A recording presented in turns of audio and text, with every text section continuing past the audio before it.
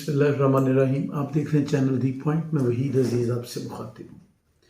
ناظرین، ہمارے ملک میں صحافت رہ گئی ہے، یہ ایک سوال ہے، اس لیے کہ جس طرح کے صحافی اس وقت ہم دیکھ رہے ہیں اور جس نوعیت کے صحافی ہمیں دکھائی دے رہے ہیں، اس میں یہ احساس نہیں ہوتا کہ کوئی ذمہ داری ہو یا کوئی اپنے پیشے سے بہت مخلص ہوں۔ اب صحافی نہیں، لفافی دکھائی دیتے ہیں۔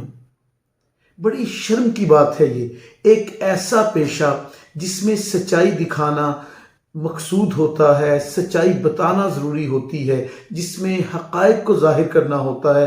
ہم نے حقائق کو مسخ کیا، صرف اپنی ذات کے نفع کو سامنے رکھا۔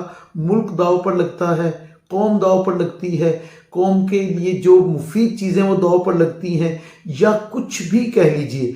سیاست میں کسی کو گرانا کیسے ہے، اس کی تضحیک کیسے کرنی ہے، تذلیل کیسے کرنی ہے، ہماری صحافت میں اب یہی سب کچھ رہ گیا ہے۔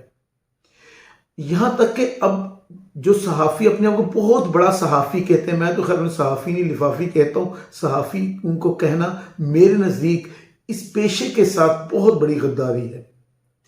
وہ نوکروں کے انٹرویوز پر اترا ہے، یعنی عمران خان سے بغض کا عالم یہ ہوا کہ اب کچھ نہیں ملا تو عمران خان کے بنی گالہ کے نوکر کو بلا لو، پوچھو اس سے کہ وہاں کیا ہوتا تھا۔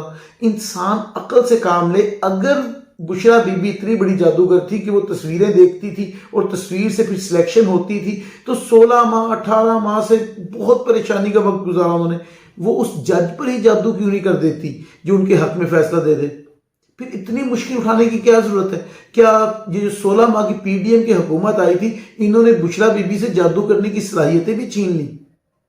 انسان کی عقل بھی ہوتی ہے کوئی۔ آپ بوڑھے ہو رہے ہیں، لیکن مسئلہ یہ ہے کہ بوڑھا آدمی بزرگ نہیں ہوتا۔ تو ایسے کچھ صحافیوں کے ساتھ بھی مسئلہ ہے، وہ بوڑھے تو ہو گئے ہیں لیکن وہ بزرگ نہیں بن سکتے۔ ان کے اندر کا بچپن کا لالچ جو ہے وہ ان کے بچپن میں بھی نظر آ رہا ہے، اور یہی کام وہ کر رہے ہیں بیٹھ کر ٹی وی چینلز پر، بدتمیزی ایسی کرتے ہیں، پھر اپنے آپ کو بہت مہذب بھی کہتے ہیں، بہت بڑا فلسفہ بھی ظاہر کرتے ہیں۔ یہ کون سا فلسفہ ہے جو آپ کو جھوٹ بولنا سکھاتا ہے؟ یہ کون سا فلسفہ ہے جو کسی کی تضحیک کرنا سکھاتا ہے؟ یہ کون سا فلسفہ ہے جو من گھڑت کہانیاں آپ کو گھڑتی سکھاتا ہے؟ یہ صحافت نہیں ہے، غلاظت ہے۔ اور یہ غلاظت میں ڈوبے ہوئے لوگ جو ہیں اپنے بچوں کے لیے حرام کمائی کما رہے ہیں۔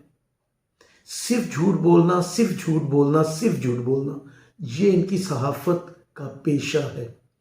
یہ وہ صحافت ہے جو بنیادی طور پر انسان کہہ سکتا ہے کہ اپنی ذات کو نفع پہنچانے کے لیے کام کیے جا رہے ہیں۔ عجیب عجیب منطقیں یہ جو لفافی صحافیاں پیش کر رہے ہیں، ایک جماعت کو ریپریزنٹ کرتے، سیدھی طرح ان کا ٹکٹ کیوں نہیں لے لیتے؟ جیسے کہ وہ ایف آئی اے کے سابق ڈائریکٹر اب نون لیگ کے صدر بن گئے کراچی کے، تو آپ بھی صحافت چھوڑیں، کس پارٹی میں جانا چاہتے ہیں، اس میں الیکشن ہے، سب کو پتا ہے کس میں جانا چاہتے ہیں، کیوں اس پارٹی یوٹیلائز کیا جا رہا ہے۔ دنیا کی تاریخ نے دیکھا کہ ایک مجرم کو وہاں پہنچے بغیر اس کے بایو میٹرک بھی ہوگی، کسی کی انگلی اس کی انگلی سے ملتی تھی، بایو میٹرک بھی کروا دی گئی، اور سسٹم پورے کا پورا سرنگوں ہو گیا۔ اور پھر وہ مجرم جو ہے وہ جو 4 سال سے بیمار تھا، آخر اسے اچانک دوا ملی ڈیل کی صورت میں، پھر یہاں آیا، پھر وہ جگہ جگہ دھکے کھاتا پھر رہا ہے، اس لیے بنیاد پر کہ یہاں سے میں بندے اکٹھے کروں، یہاں سے بندے اکٹھے کروں۔ بھائی جتنے مرضی بندے اکٹھے کر لو، ووٹ نہیں ملنا آپ کو۔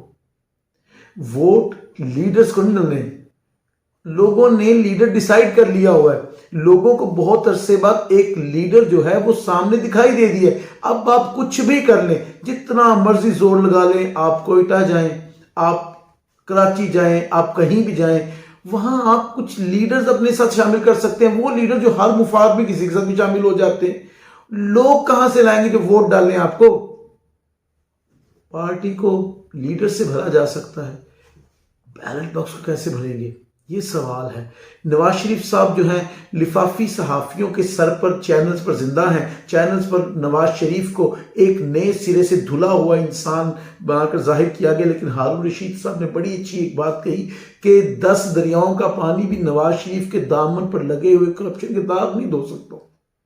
تو بلا شبہ نہیں دھو سکتا، جو مرضی کر لیں یہ، اس لیے کہ یہ جو لفافی صحافت ہے یہ تو ہے ہی کرپشن کو سہارا دینے کے لیے۔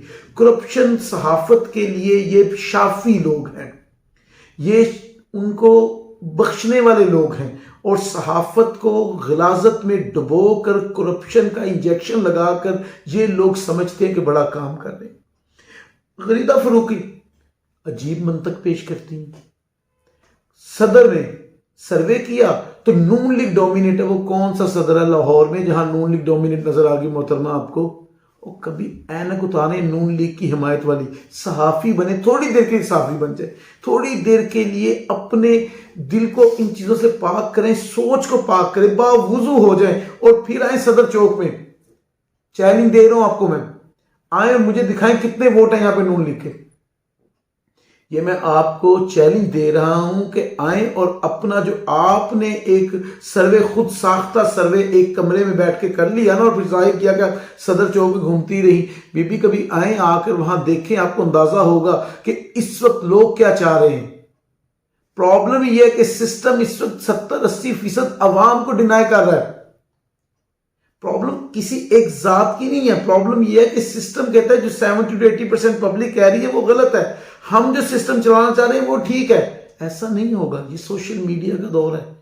وہ اور دور تھا جب ذوالفقار علی بھٹو کو پھانسی بھی ہوئی اور احتجاج بھی دبا دیے گئے، اس لیے کہ چینلز پر تو بھی خیر کنٹرول ہے، لیکن اب وہ چینلز جو سوشل میڈیا کی صورت میں لوگوں کو شعور دے رہے ہیں، محترمہ ان کو آپ کے سروے کا بھی اندازہ ہے کہ سروے کس کے کہنے پر ہوا، کیوں ہوا، کیسے ہوا، اور آپ کی صحافت کیا ہے، آپ کی قابلیت صحافت میں کیا ہے، یہ سب کو علم ہے اس بات کا۔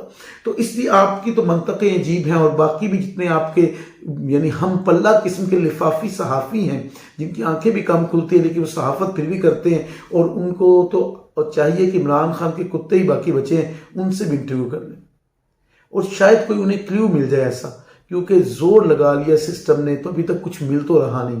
تو جو شور شرابہ یہ صحافی بچاتے ہیں تاکہ ہر دوسرے چوتھے دن ایک خبر ایسی بنائی جائے اور پھر اس خبر کو رگڑا جائے خوب، ایسے صبح و شام چینلز پر اس کی پٹیاں چلائی جائے، بریکنگ نیوز بنائی جائے، یہ ساری چیزیں سب کے سامنے ہیں اور لوگ بڑے باشعور ہو گئے ہیں۔ کچھ ہو نہ ہو، عمران خان کا ہمارے ملک کی سیاست پر ایک بڑا احسان ہے، اس نے عام آدمی کو بھی پولیٹکس سکھا دی ہے اور یہ اس کا احسان ہے۔ 30 سال حکومت کرنے والے لوگ جو ہیں وہ یہ کام نہیں کر پائے تھے، لیکن اس نے لوگوں کو اپنے ساتھ جوڑے رکھا ہے۔ آج وہ تقریباً 100 دن سے زیادہ ہو گئے جیل میں ہے، اس کے باوجود بھی لوگ اس کی آواز بنے ہوئے ہیں۔ اس کی کمپین نہیں چلنے دی جا رہی، اس کا جھنڈا نہیں لہرایا جاتا، اس کی شکل نہیں دکھائی جاتی ٹی وی پر، اس کی آواز نہیں سنائی جاتی۔ اس کے باوجود بھی آج الیکشن کروا لیں اور پھر الیکشن کروائیں تو یقین کیجئے یہ جو نام نہاد جماعتیں اتحاد کرتی پھر رہی ہیں نا، ان کے اپنے صرف ذاتی ووٹ اس میں ہوں گے، عوام کے ووٹ نہیں ہوں گے۔ بہت مشکل ہے، اگر صحیح الیکشن ہو جائیں تو نون لیگ کو 30 نشستیں بھی پاکستان بھر سے مل سکیں۔ بہت مشکل، میں نے بہت بڑا اندازہ دے دیا۔ تو اس کے باوجود نواز شریف صاحب وزٹ کریں، اس لیے کہ اس وقت تو سیاسی پروٹوکول ملا ہوا ہے انہیں اور سرکاری پروٹوکول ملا ہوا ہے، وہ جہاں جاتے ہیں وہ اپنے آپ کو وزیر اعظم ہی سمجھ رہے ہیں، کیونکہ شروع سے ان کی سیاست اسی بیس پر چلی ہے کہ کس طرح ڈیل کی جائے، کس طرح ڈیل کر کے آگے آ جائے، پھر کاروبار کو کس طرح ڈیولپ کیا جائے، پھر ایون فیلڈ ٹائپ کے جو محلات نما فلیٹس ہیں وہ کس طرح وجود میں لائے جائیں۔ ان کے بچے پاکستانی نہیں ہیں لیکن وہ پاکستان پر حکمرانی کرنا چاہتے ہیں۔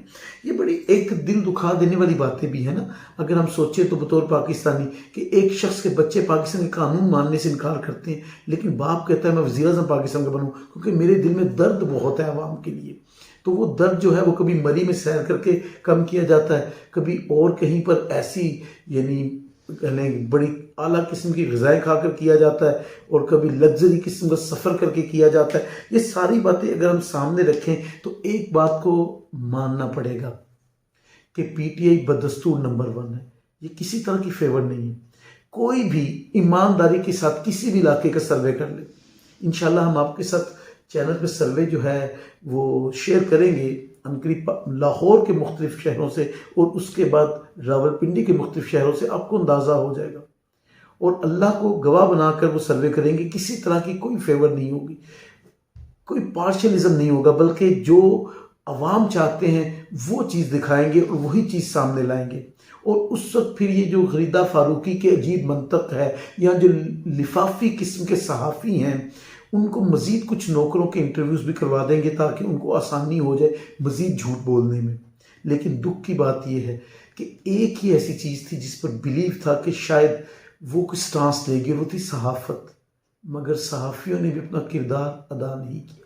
چند صحافیوں نے کردار ادا کیا، اس کے بعد بیچارے اس طرح گوشہ نشین ہوئے کہ اب دکھائی بھی نہیں دیتے، اور اگر دکھائی دیتے تو سنائی نہیں دیتے، اور یہ افسوس کی بات ہے۔ ارشد شریف شہید کسی کو نہیں بھول سکتے۔